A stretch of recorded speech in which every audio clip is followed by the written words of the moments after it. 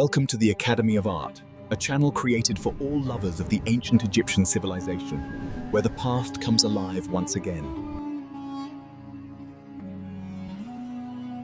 So, you ever walk through a museum, you're in the Egyptian wing, and you notice something kind of weird?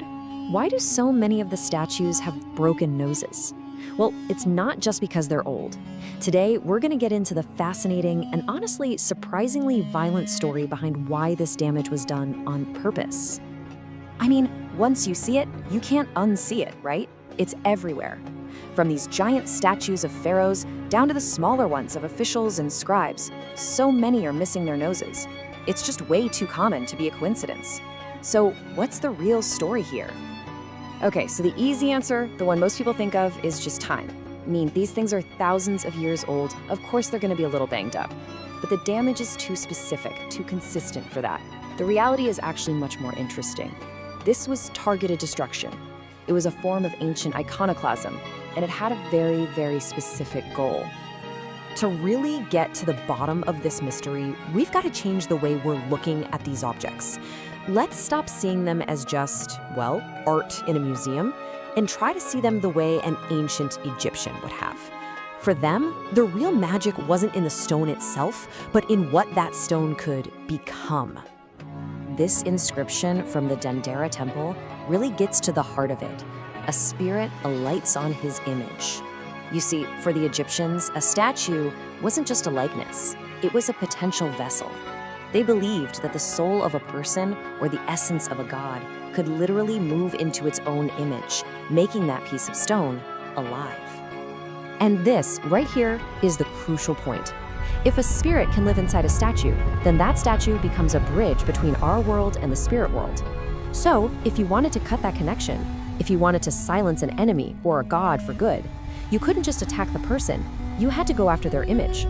So this wasn't just simple vandalism, it was a ritual. It was spiritual warfare. Okay, so how exactly do you kill a statue? Because it wasn't just about taking a sledgehammer to it. Nope. This was a calculated process, almost like a surgical procedure, to deactivate the power of the image. Every little bit of damage had a very specific job. Smashing the nose, which was the most common attack, was like symbolic suffocation. It was meant to stop the spirit's breath of life. Hammering the ears? Well, that deafened the spirit so it couldn't hear any prayers being offered to it. And chopping off the hands? That cut it off from receiving offerings, basically starving it in the afterlife.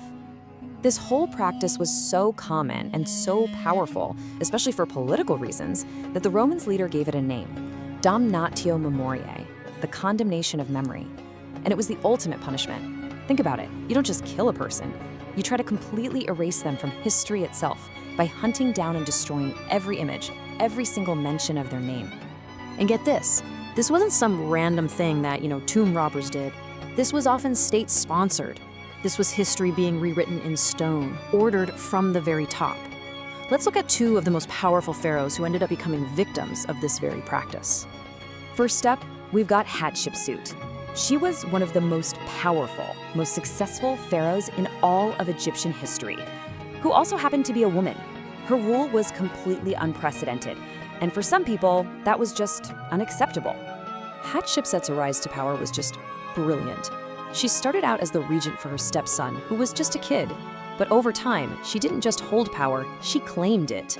She took the unbelievable step of declaring herself pharaoh and went on to rule for more than 20 years, bringing a long era of peace and stability to Egypt. And what a ruler she was. I mean, this woman was a master builder. She left behind some of Egypt's most incredible structures. She launched these famous trading missions and really brought a ton of wealth and prosperity to the kingdom. By any measure, she was a fantastic pharaoh.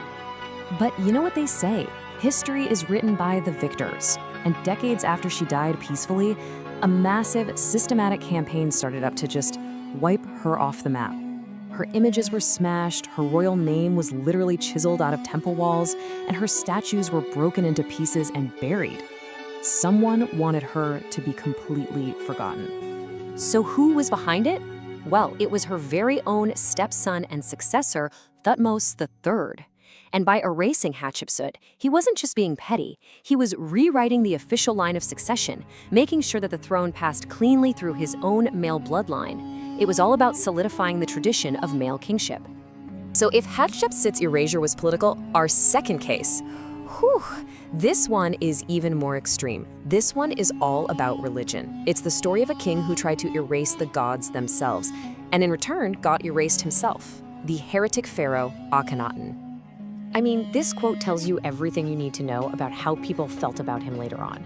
He wasn't just forgotten, he was actively hated. His name basically became a curse, a word so taboo that scribes wouldn't even write it down. Instead, they just called him the rebel. So what did this guy do that was so bad? Well, he basically staged a total religious revolution. He threw out centuries of tradition, got rid of all the gods, and forced everyone to worship just one thing, the sun disk, called the Aten. And in this huge, ironic twist, he launched his own campaign of destruction, ordering the name of the most powerful god, Amun, to be hacked off of monuments all over Egypt.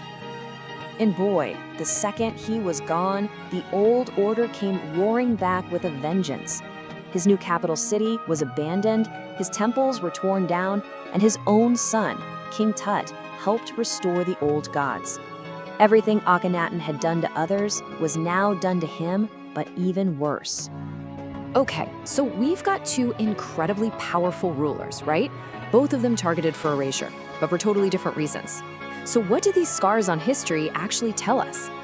All right, let's just break this down for a second. With Hatshepsut, the motive was all political, right? Securing the throne. But with Akhenaten, it was this deep religious fury against a heretic. You can even see the difference in how they did it. Hatshepsut's name was kind of quietly erased and replaced, while Akhenaten's whole legacy was just torn to the ground. But even with the differences, the goal was exactly the same. Control the past so you can control the future. Now, what's really fascinating here is that you need to get the image of an angry mob with pitchforks and torches out of your head. That is not what this was. The evidence shows us something way more organized. Look at how precise the damage is. This wasn't a riot, it was a state-run operation. And here's the kicker, the part that's just wild. Researchers are pretty sure that the very same artists who carved these beautiful statues were later hired to come back and destroy them. Which, when you think about it, makes perfect sense, right? You needed a craftsman's skill to know exactly where to hit to take off a nose cleanly, or how to chisel out a name without destroying the whole wall. And that brings us to the ultimate irony in all of this. By trying to erase history, they accidentally created a whole new historical record. Every single broken nose, every chiseled out name, it becomes a scar. And that scar tells its own story. A story of power, of conflict, and of the fight over memory. They didn't get rid of the past, they just added another violent chapter to it. So the next time you're in a museum and you see one of those faces with a missing nose, don't just see a broken rock. See the story, see the scar. It's a pretty powerful reminder that history isn't just about what was written down, but also about what was deliberately wiped out. And it kind of leaves you wondering, if history is written by the victors, what stories are hiding in the parts they tried so hard to make us forget?